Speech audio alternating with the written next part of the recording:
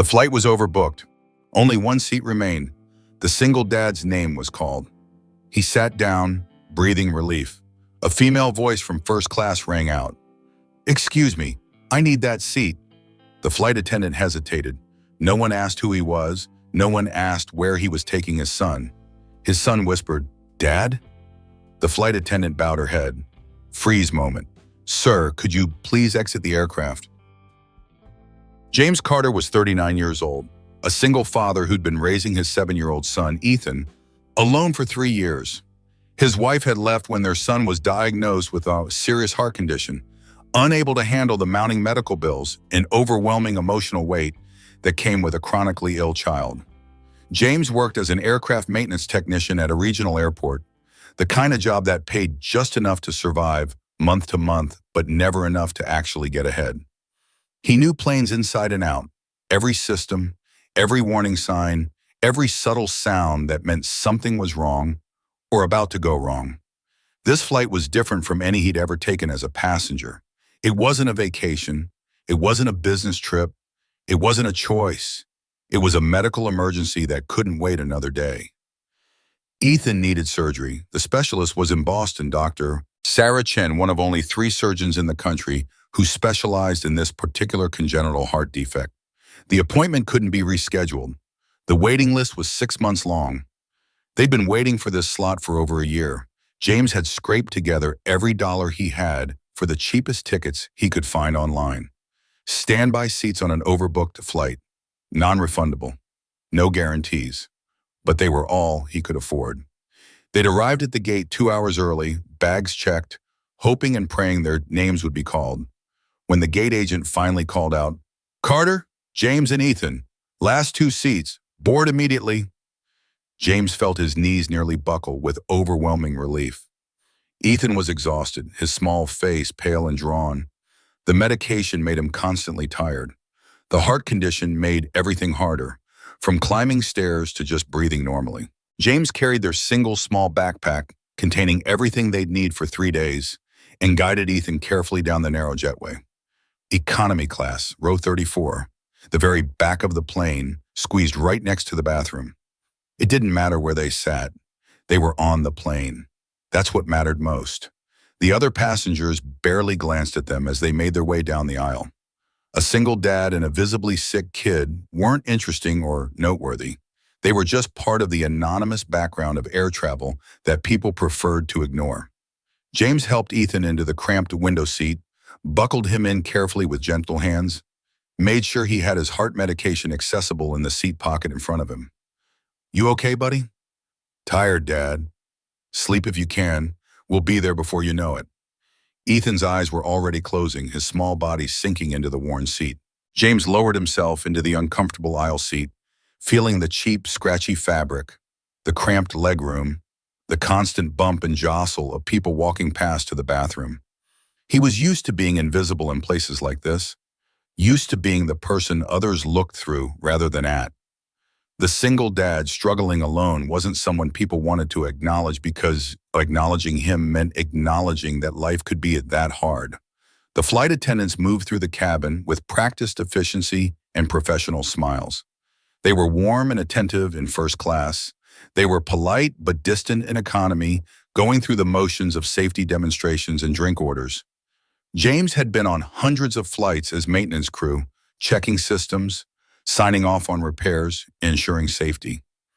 He knew the people who worked these planes, knew how hard they worked for modest pay, knew they saw thousands of passengers every week and couldn't possibly remember them all. He pulled out his phone, looked at the medical appointment confirmation email one more time just to reassure himself. 8 a.m. tomorrow morning, Dr. Sarah Chen, pediatric cardiac surgeon, the best in her field. This surgery could change everything for Ethan, could repair the damaged valve, could give him a normal childhood, could let him run and play and live without his small heart constantly struggling. James put his phone away and closed his eyes, trying to calm his racing thoughts. The announcement came on overhead. "Flight attendants, prepare for departure." Then a voice rang out, confident and clear, from somewhere in the first-class cabin. "Excuse me, I need that seat." James opened his eyes, confused. A flight attendant was walking purposefully toward him, her expression apologetic but firm and unyielding. "Sir, I'm very sorry, but we have a situation. We need to reseat you and your son." James felt his stomach drop. "What? No, we have tickets. We're checked in. We're in our assigned seats." "I understand, sir, but there's been a priority upgrade request from a valued customer." "We can't get off this flight," James said, keeping his voice low so Ethan wouldn't wake up frightened. "My son has a critical medical appointment. We have to be in Boston tomorrow morning." The flight attendant's expression didn't change. "We can book you on the next available flight, sir." "The next flight is tomorrow afternoon. His appointment is tomorrow at 8 a.m. We'll miss it." "I'm sorry, sir. Company policy." From first class, a woman appeared in the aisle, mid-40s, expensive tailored suit, the kind of commanding presence that made people instinctively move out of her way. "Is there a problem here?" The flight attendant turned respectfully. "Ms. Whitmore, we're handling the situation." Victoria Whitmore. James recognized the name immediately. Billionaire tech executive. Her face had been on magazine covers. Her company had revolutionized cloud computing. She looked at James with the cool, assessing gaze of someone used to getting exactly what she wanted without question. "I have an urgent meeting in Boston," she said matter-of-factly. "I was told this seat would be made available for my assistant." James looked at her directly, looked at Ethan sleeping in the window seat, chest rising and falling with effort, looked back at the flight attendant. "My son needs surgery," he said quietly but firmly. "Life-saving surgery. We can't miss this flight." Victoria's expression didn't change. "I'm sure the airline can accommodate you on the next available flight." The freeze moment. James understood completely. His 7-year-old son's surgery, his child's life, meant absolutely nothing compared to her urgent business meeting. He stood up slowly, defeated.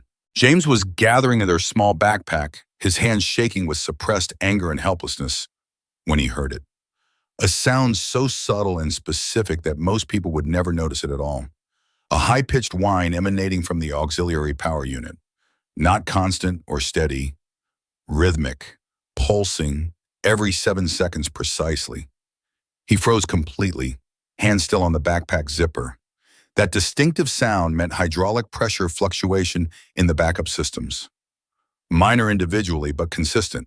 The kind of maintenance issue that could escalate into something catastrophic at an altitude when backup systems were needed most. He'd heard this exact sound before 5 years ago, on a plane that had to make an emergency landing with partially failed hydraulics. Everyone had survived, but barely. James looked toward the cockpit door.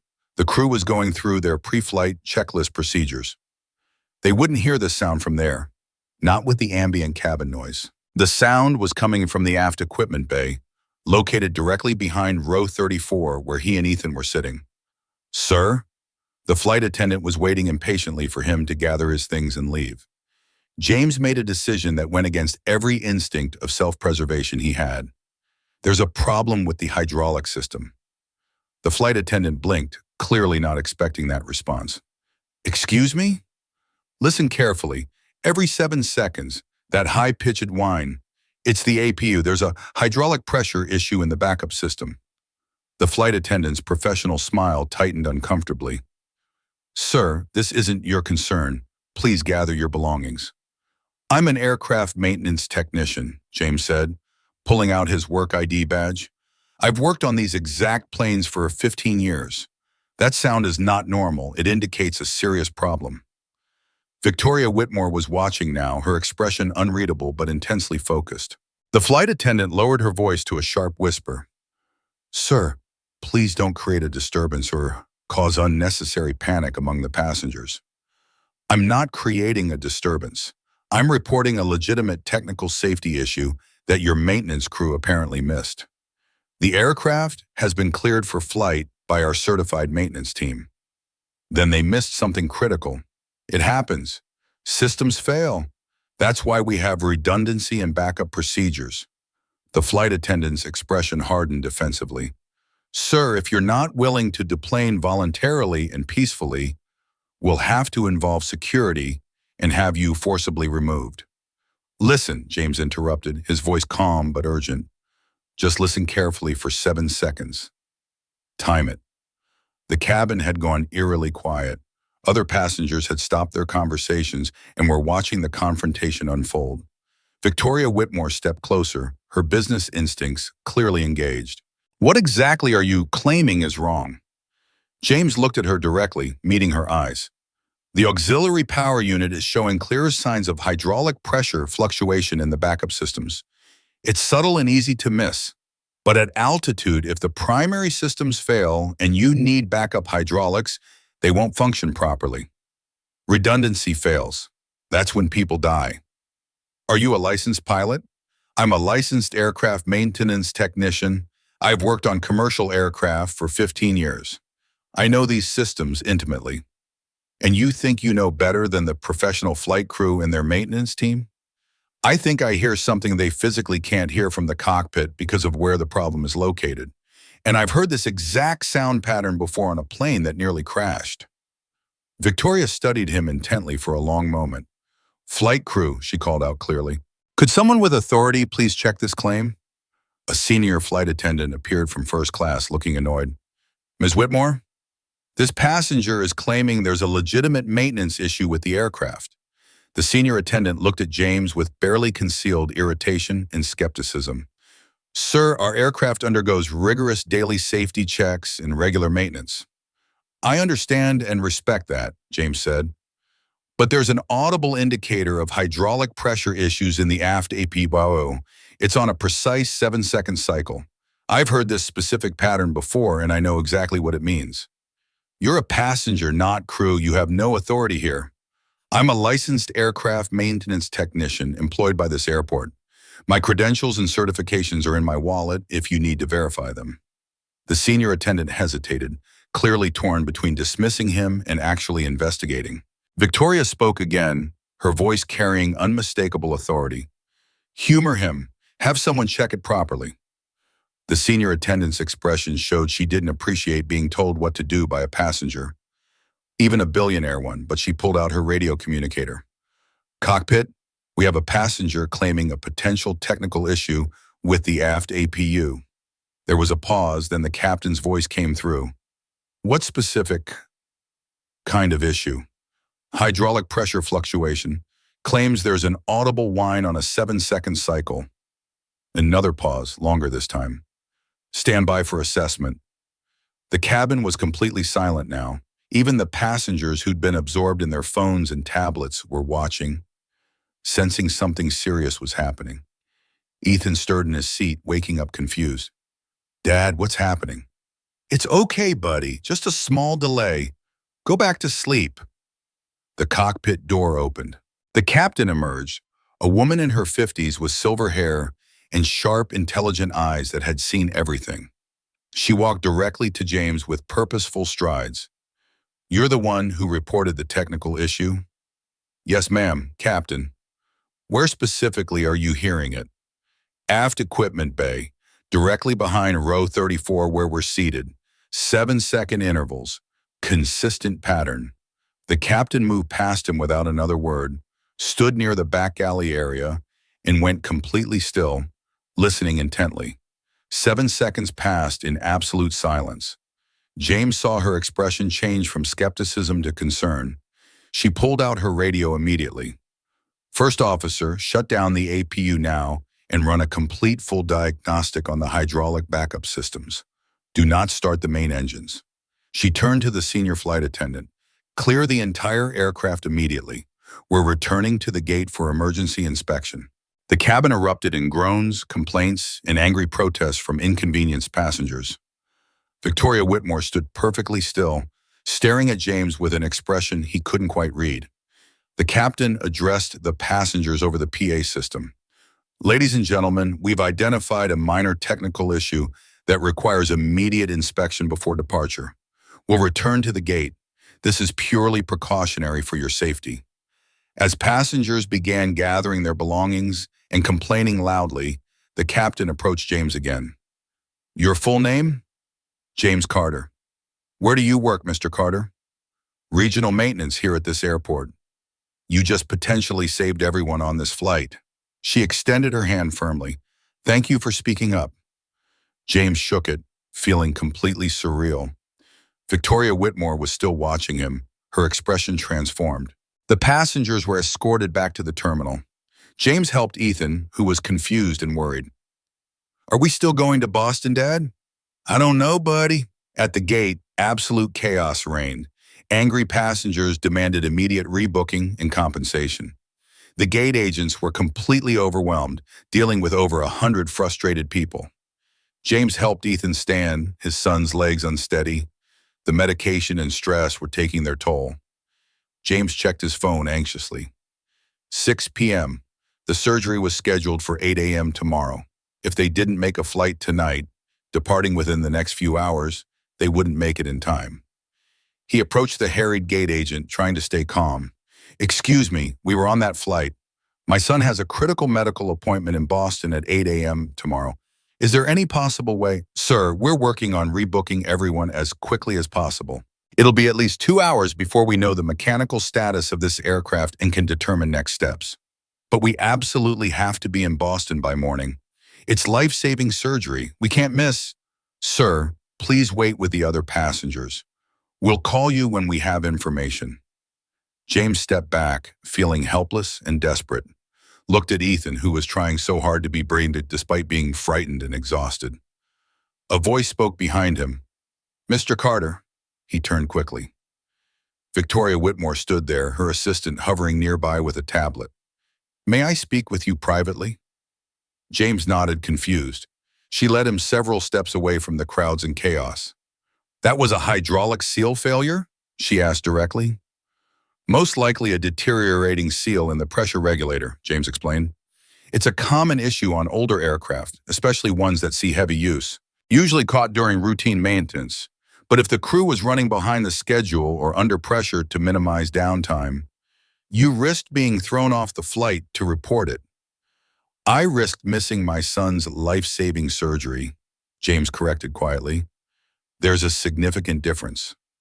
Why would you do that? James looked at her steadily. Because I know exactly what happens when people ignore warning signs or stay silent when they notice something wrong. I've read dozens of accident investigation reports. I've studied crashes. Every single one has a critical moment where someone noticed something unusual and didn't speak up because it was inconvenient or they were afraid of the consequences. You could have stayed silent, gotten to Boston, made your son's appointment. With a plane load of people at serious risk, including my own son sleeping in that seat? James shook his head firmly. No, I couldn't do that. I wouldn't be able to live with myself. Victoria was quiet for a long, thoughtful moment, studying him intently. Your son's surgery, how serious is it? Congenital heart defect requiring valve replacement. He needs a specialized surgeon who can work on children this young. The surgeon we're seeing in Boston, Dr. Chen, is literally one of only 3 in the country qualified to do this procedure. And if you miss this appointment, we wait another 6 months for the next opening. 6 months of my son struggling to breathe normally. 6 months of him watching other children play while he sits on the sidelines too weak to join them. 6 months of wondering if his heart will hold out that long. Victoria pulled out her phone decisively, made a call. Jonathan, I need the private jet fueled and ready. Immediate departure to Boston Logan. I don't care what's on the schedule currently. Clear it. Passenger list. Myself and 2 others. Carter, James, and Ethan. Medical emergency requiring immediate transport. 40 minutes maximum. She hung up and looked at James. My plane is waiting at the executive terminal. We'll have you in Boston by 9 p.m. tonight. Plenty of time. James stared at her in complete shock. Why would you do this? Because you were absolutely right. Because you prioritize safety and human life over convenience and personal interest. Because your son deserves his surgery and shouldn't suffer because of airline logistics. I can't possibly afford. You're not paying a cent. Consider it both an apology for trying to take your seat and gratitude for potentially saving my life, along with everyone else on that flight. James felt his throat tighten with overwhelming emotion. I don't know what to do. Thank you doesn't seem adequate. Say you'll be at the executive terminal in 20 minutes with your son. She started to walk away, then turned back, her expression serious. Mr. Carter, I've spent 20 years building my company from nothing. I've made a substantial fortune by being absolutely ruthless when necessary, by prioritizing results over everything else, by believing that the people at the top deserve special treatment because they've earned it through their work and success. She paused, choosing her words carefully. You just taught me something I should have learned a long time ago, but somehow forgot along the way. Real power isn't about the seat you're sitting in or the privileges you can demand. It's about having the moral courage to do the right thing, even when it costs you something significant. That was the true freeze moment. Victoria Whitmore, billionaire tech executive, stood in a crowded airport terminal, truly seeing and valuing someone she dismissed moments ago as insignificant, and understanding, perhaps for the first time in years, that she'd been fundamentally wrong about what actually matters. The private jet was unlike anything James had ever seen or experienced. Leather seats that felt like butter, polished wood trim, space to actually move around comfortably. Ethan's eyes went wide with wonder. Dad, is this a real plane? Yeah, buddy, it's very real. Victoria's assistant had efficiently arranged everything. Car service to the executive terminal, TSA pre-clearance, boarding within minutes. Victoria sat across from them as the jet taxied smoothly. Does he fully understand? She asked, nodding toward Ethan. About the surgery? Yes. He's scared, but trying to be brave. He gets that strength from you. James didn't know how to respond. The jet took off smoothly, climbing quickly above the clouds. Within minutes, they were at cruising altitude, the cabin quiet and incredibly comfortable. Ethan fell asleep almost immediately, exhausted, his head resting on James's shoulder. Victoria worked on her laptop for a while, then closed it thoughtfully. Can I ask you something personal? She said. Sure. When you heard that sound, when you knew what it meant, what actually went through your mind in that moment? James thought about it carefully. Honestly, I thought about my son, about getting him to Boston for his surgery, about how much easier it would be to just stay quiet and hope for the best. But you didn't stay quiet. No. Why not? Because I couldn't live with myself if something happened and I'd stayed silent. Because my son needs to learn that doing the right thing matters more than doing the easy thing. Because I've seen what happens when people prioritize convenience over safety. Victoria nodded slowly, absorbing this. I tried to have you forcibly removed from that flight. I know. I didn't see you as a human being. I saw you as an obstacle to what I wanted, an inconvenience to be removed. I'm used to that treatment. You shouldn't have to be used to it. No one should. They flew in silence for a while, the engines humming. Mr. Carter, Victoria said eventually, what's your annual salary? James blinked at the blunt directness. $42,000 plus overtime when it's available. And your medical bills for Ethan? Substantial. We're managing, but barely. I'd like to help beyond just this flight. You're already helping more than I can. I'd like it to cover the surgery costs, all of them, and the follow-up care. James felt his breath catch. I can't ask you to. You're not asking. I'm offering. Consider it an investment. It's making sure good people like you don't have to choose between doing the right thing and taking care of their families. Why would you do this? Because you reminded me of something I'd forgotten. There are people doing essential work, keeping the world running, keeping us safe, and we don't value them properly. We don't pay them what they're worth. We don't even see them as people. She looked at sleeping Ethan. Until something goes wrong, then we need them desperately. James didn't trust his voice to respond. Think about it, Victoria said. We'll talk more after the surgery. The private jet landed smoothly at Boston Logan at 8:47 p.m. A car was waiting. Victoria had arranged everything, a hotel near the hospital, confirmed the surgery appointment, flowers for the surgical ward. The surgery the next morning went perfectly. Dr. Chen was as brilliant and skilled as her reputation promised throughout the medical community. James sat in the sterile waiting room, watching the clock tick slowly, praying harder than he'd ever prayed in his entire life. When Dr. Chen finally emerged hours later and smiled warmly, he knew before she even spoke. He's going to be absolutely fine. This should give him a completely normal, healthy life. James cried openly. He didn't care who saw him break down with relief. 2 days later, as Ethan was recovering very well, Victoria visited unexpectedly. She brought a thoughtful card. Inside was a check covering not just the surgery, but years of follow-up care. "I can't accept this," James said. "You can and will," Victoria replied firmly, "because your son deserves it." She sat down. "I've been thinking about that moment on the plane, about how I dismissed you without seeing you, about how close we came to disaster because I valued my convenience over your expertise.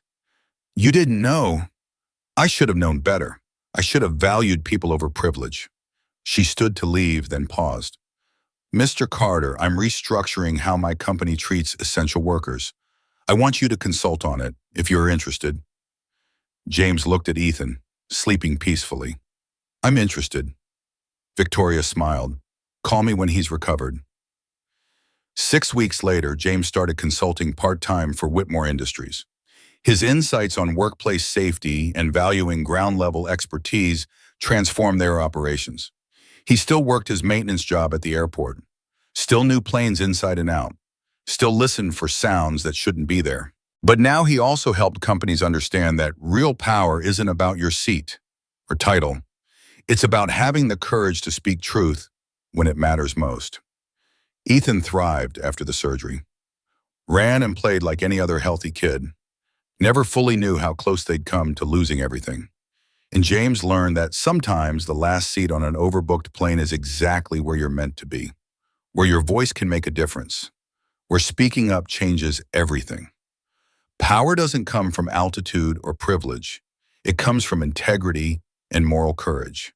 And the people we dismiss as invisible are often the ones who save us all. If you believe stories like this deserve to be told, leave a comment and subscribe to Strong Dad Stories.